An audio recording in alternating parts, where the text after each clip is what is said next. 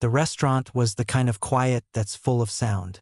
You could hear the soft clink of a fork against a porcelain plate, the low murmur of people talking about important things, and the gentle swish of the door to the kitchen swinging open and closed. The air smelled like rosemary and slow-cooked meat. This was a place for people who didn't need to look at the prices on the menu. In the corner, at his usual table, sat the old man. Everyone knew who he was, or at least they knew his name from the society pages and the plaques on concert halls.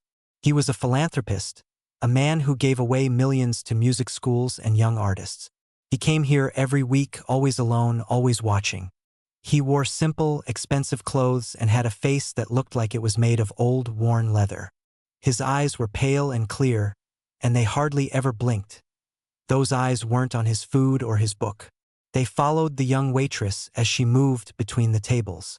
She was good at her job, quick, quiet, and efficient. She had a way of being there exactly when you needed your water glass filled, and then disappearing again without a fuss. But the old man noticed things others didn't. He saw how, when she thought no one was looking, her fingers would dance a little pattern on the leather cover of her order pad. Not a nervous tap, but a rhythm. Complicated one. He saw how her gaze would sometimes drift past the rich carpets and the fancy artwork and land on the big, black grand piano sitting silently on its little stage. She would look at it for just a second too long, a kind of hungry look, before snapping her attention back to the table she was clearing. One evening, as she placed a fresh basket of bread on his table, he spoke. His voice was dry, like pages turning in an old book. "You play," he said. It wasn't a question. The waitress paused, her hand still on the basket. "I'm sorry, sir?" "The piano," he said, nodding toward the silent instrument. "You know how to play it."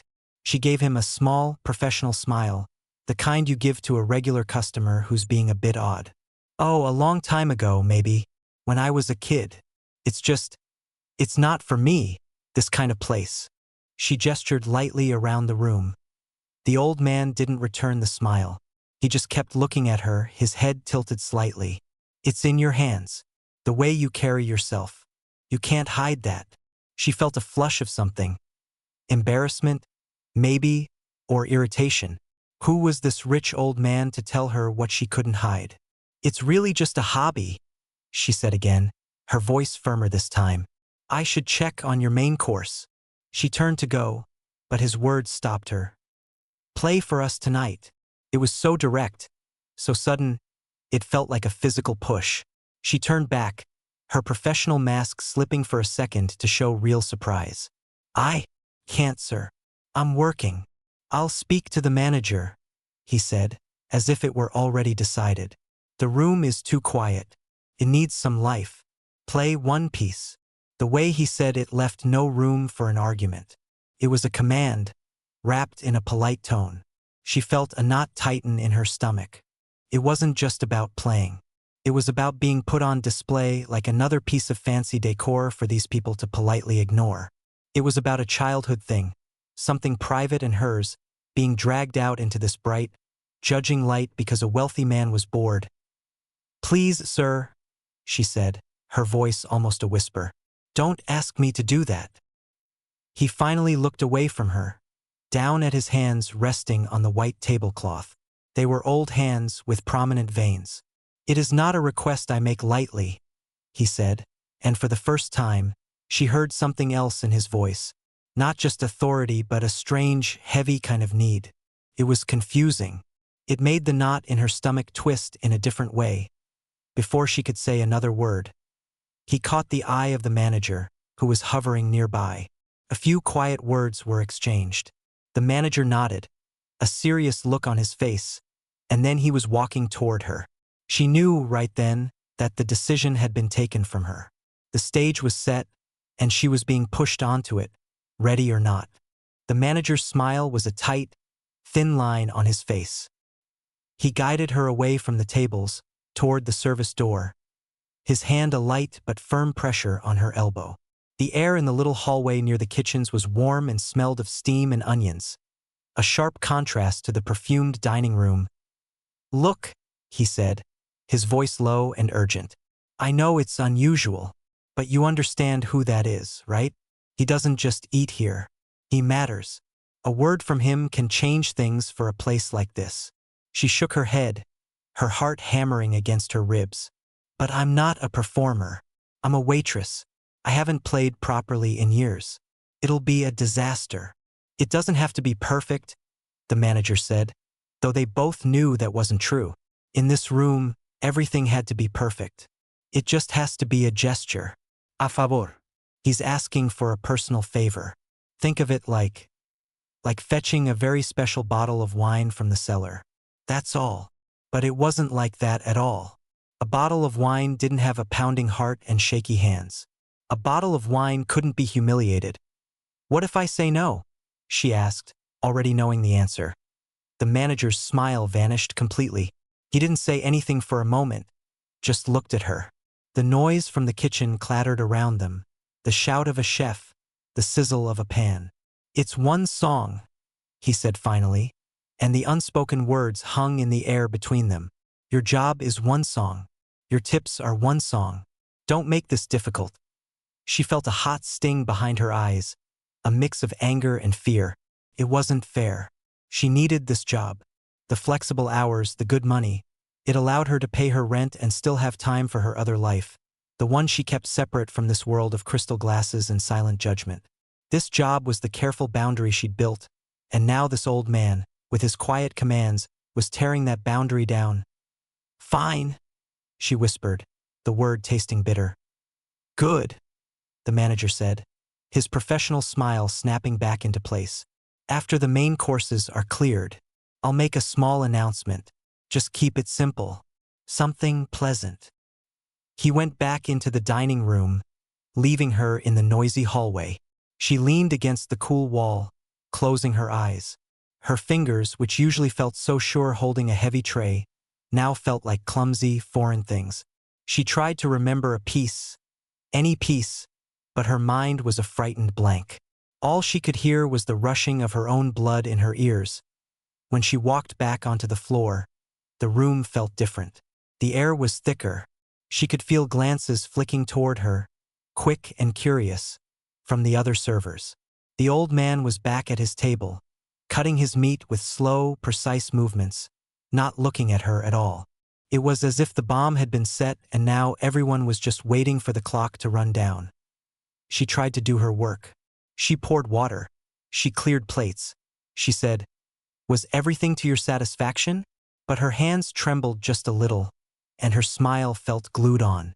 Every time she passed the piano, its dark, polished would seem to loom larger. Like a sleeping animal she was supposed to wake, she thought about just walking out, just taking off her apron and leaving through the kitchen door. But she pictured her rent, her little apartment with the window that caught the morning sun, the life she was trying to build on her own terms. It was all so fragile. It could all be broken by one rich man's whim. So she kept moving, a knot of dread tightening in her stomach with every minute that passed. She was trapped, and the only way out was through a song she didn't want to play, on a stage she never asked for an audience she didn't know. The piano waited, silent and accusing, and the weight of the old man's expectation felt heavier than any tray she'd ever carried. The moment arrived. The last of the dessert plates had been taken away. The soft chatter in the room had settled into a comfortable post-meal murmur. Coffee cups were being refilled. This was the part of the evening where people relaxed, unhurried, enjoying the feeling of having spent a lot of money on a perfect night. Then the manager stepped toward the center of the room. He cleared his throat, a small, sharp sound that cut through the murmur and brought all the light, polite attention to him. "Ladies and gentlemen," he said, his voice smooth and practiced, "we have a small, special treat for you this evening. One of our own has a hidden talent we've been lucky enough to discover." Her blood went cold. One of our own. It made it sound like a happy surprise, a team effort, not something she'd been pushed into. Every face in the room turned. She felt their eyes land on her, standing there near the service station, her apron feeling suddenly like a bright, humiliating flag. She saw the curious looks, the slightly raised eyebrows, the polite, expectant smiles of people about to be served one more thing. "If you'd please," the manager said, gesturing toward the piano with a flourish. There was a soft, scattered patter of applause. It was the kind of applause that wasn't for you yet. It was for the idea of what was about to happen. A social cue to be followed. Her legs felt like they were made of wood. She forced them to move. The walk from the side of the room to the raised platform with the piano felt like the longest walk of her life.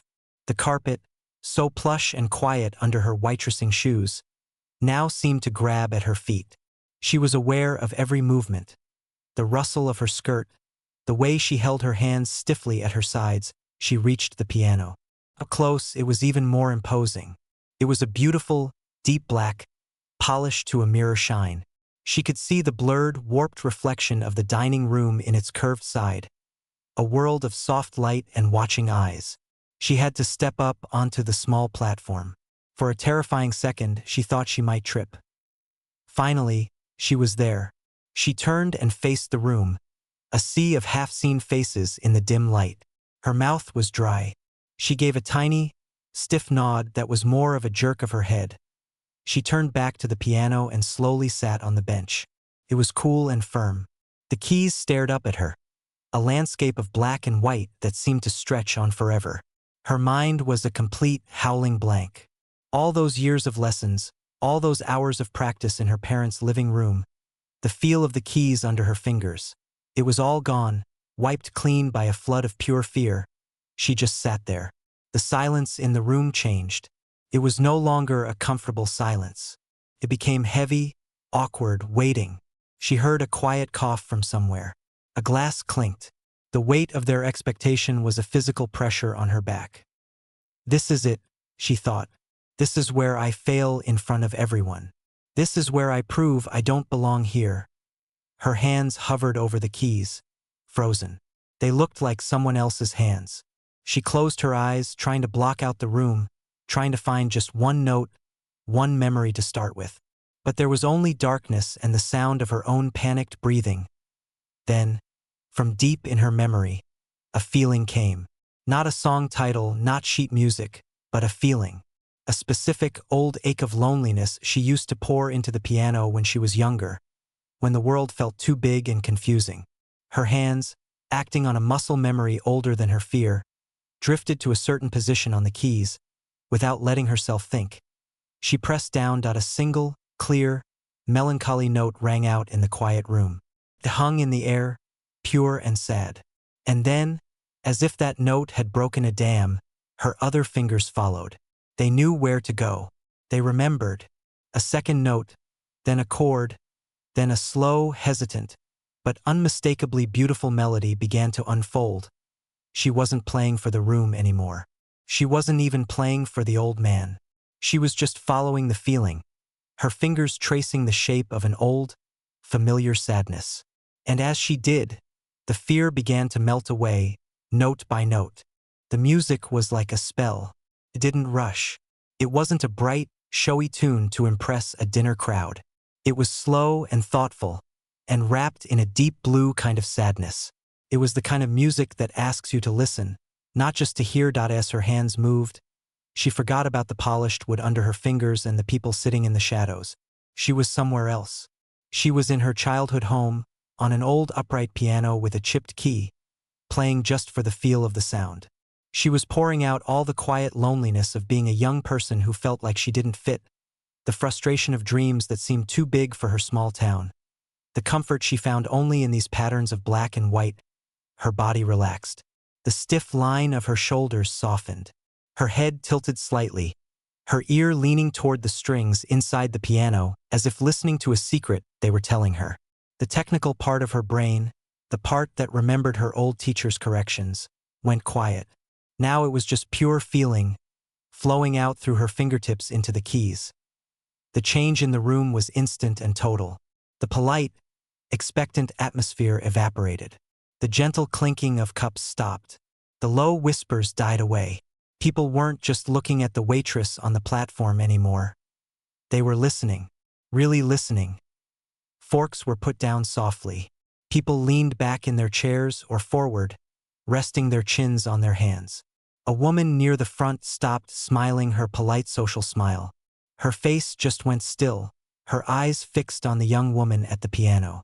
A man who had been checking his phone under the table slowly put it away, his attention pulled completely into the music. It wasn't that the piece was wildly difficult or fast. It was the opposite.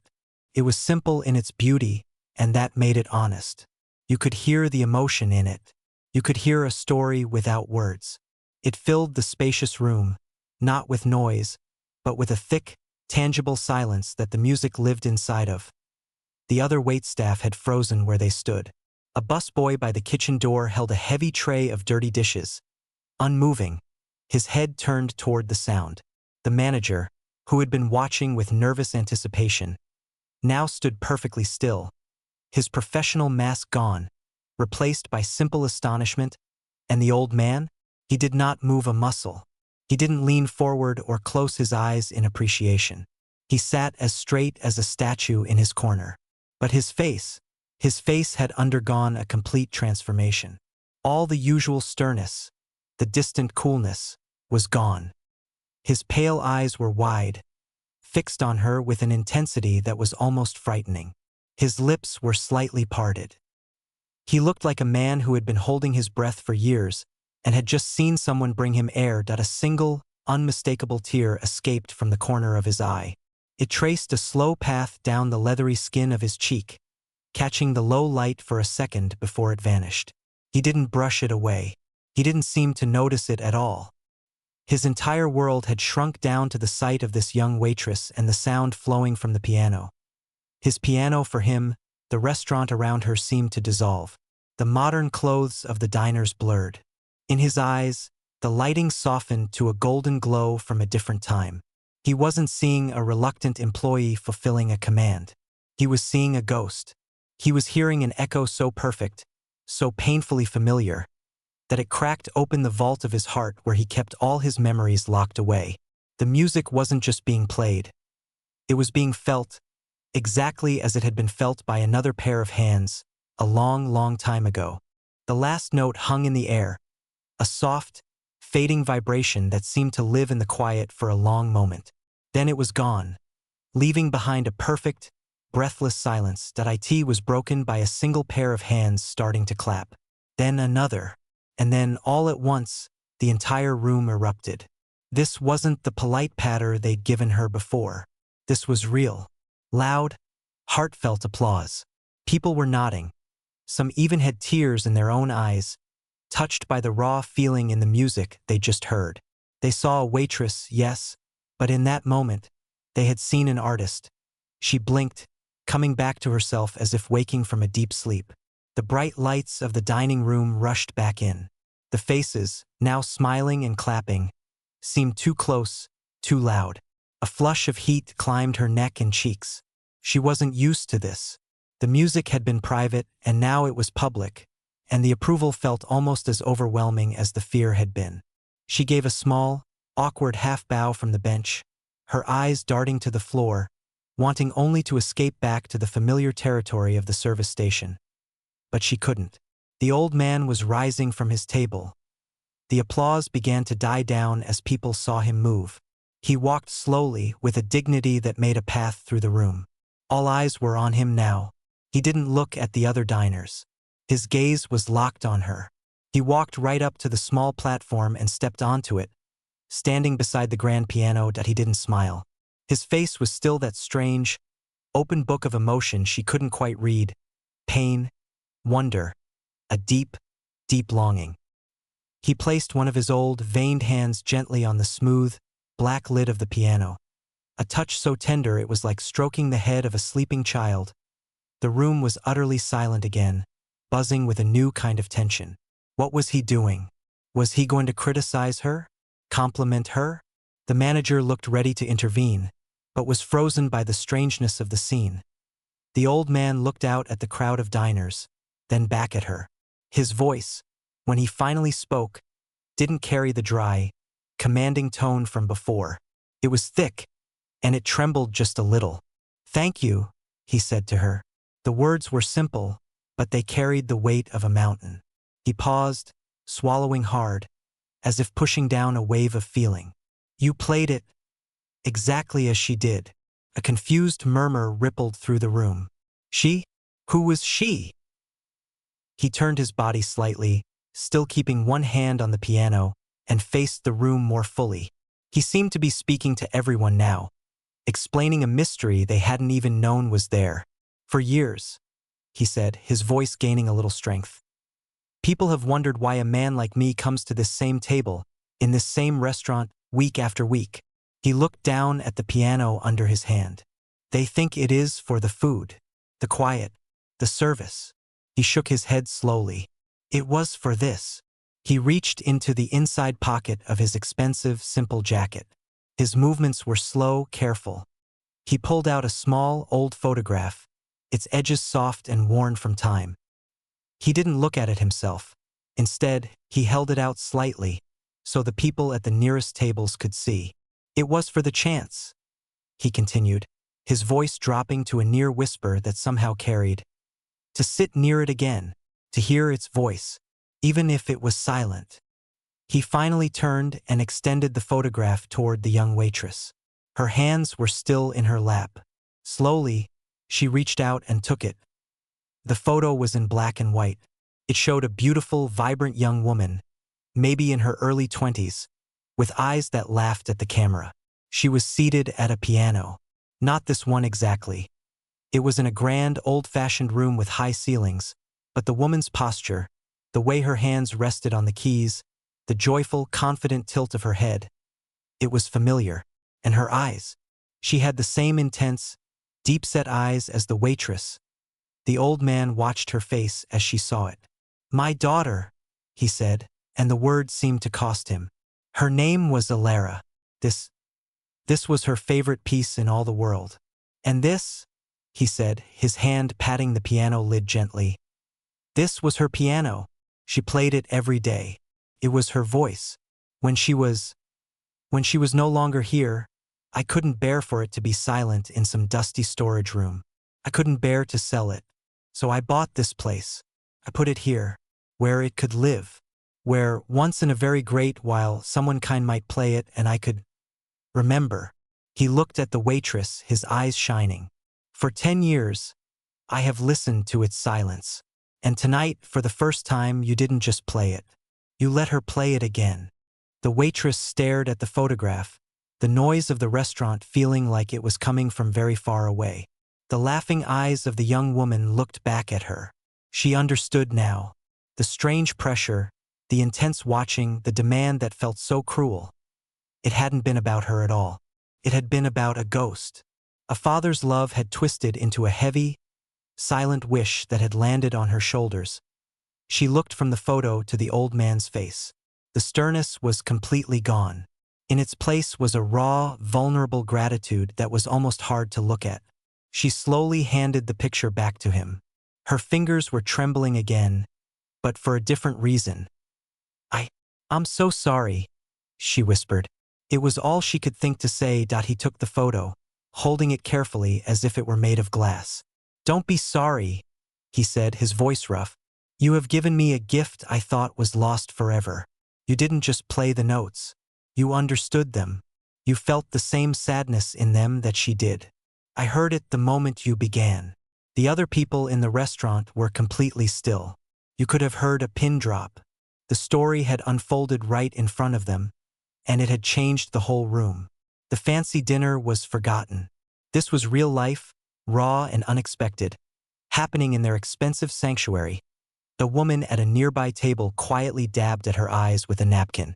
A man put his arm around his partner's shoulders.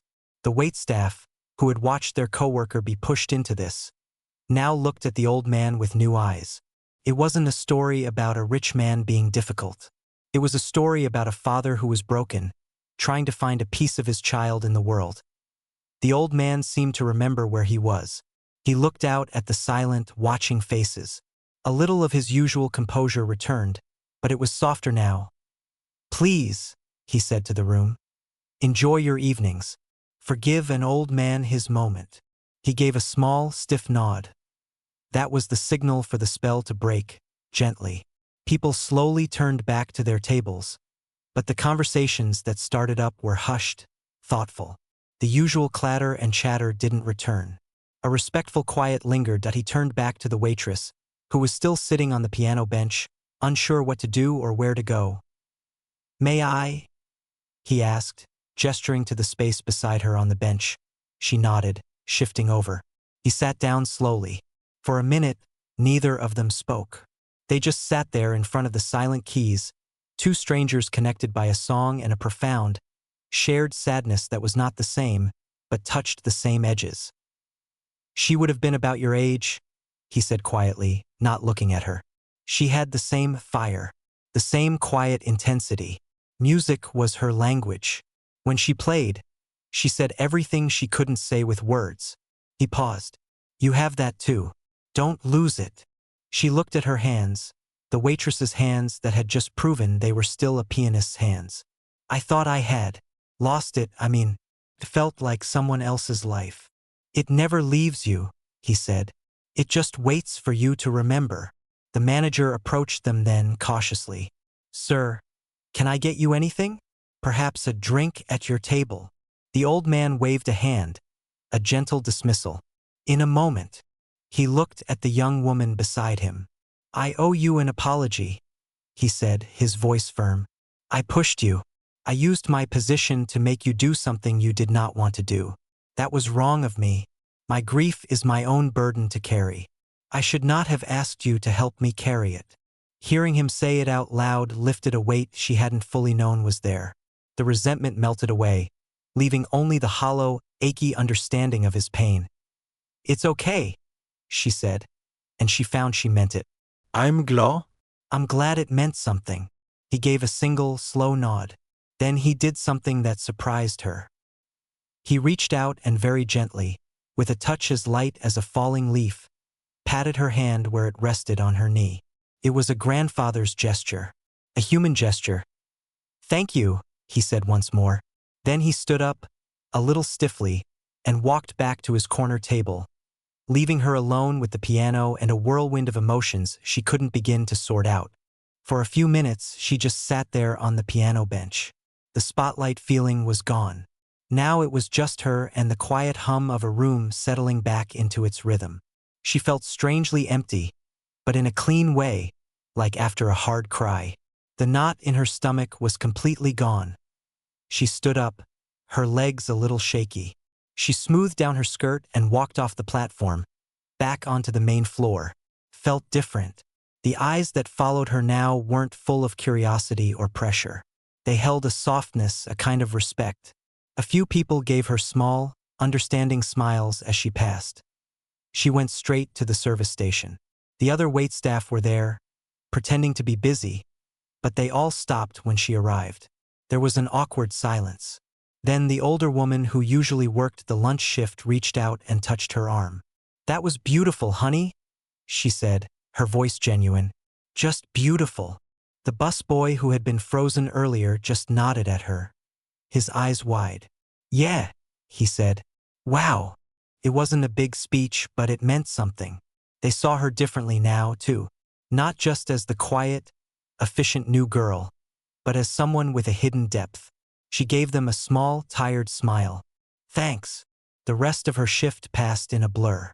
She went through the motions, clearing the last tables, refilling waters, presenting bills, but her mind was somewhere else.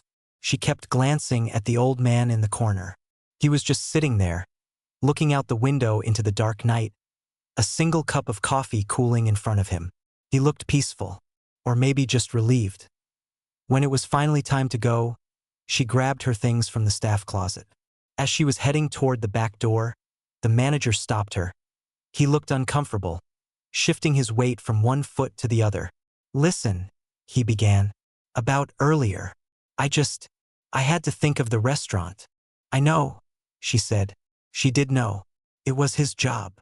"He asked me to give you this," the manager said, holding out a plain, thick white envelope. It wasn't sealed. "And he said there's no need to come to his table. He didn't want to put you on the spot again." She took the envelope. It was heavy. She knew without looking it would be full of money. A huge tip. A payoff for the performance, or maybe an apology he couldn't say out loud. She felt a flicker of the old resentment. Was this how the rich fix things? With cash? But then she remembered the look on his face when he heard the music. The single tear. The way his hand had trembled on the piano lid. This wasn't a payoff. It was probably, in his way, another thank you. A clumsy, practical one. Okay, she said, tucking the envelope into her bag without opening it. And, the manager added, his voice a bit softer, he said one more thing. He said, tell her the piano is always here. It's not a museum piece. It's an instrument. It needs to be played. She nodded, understanding. It was an invitation, not a command. An open door. She walked out into the cool night air. The city sounds rushed in: cars, distant sirens, the buzz of streetlights. It was loud and real and normal. She took a deep breath. She didn't feel like a different person. She was still the same woman with rent to pay and a job to do tomorrow. But something had shifted inside her. The music she had locked away, telling herself it was just a hobby, a childhood thing. It wasn't. It was a part of her. It was her voice, too. And she had used it tonight without even meaning to do something important. She had helped a grieving man hear his daughter's voice again. It wasn't a fairy tale ending. She didn't get a scholarship or a record deal.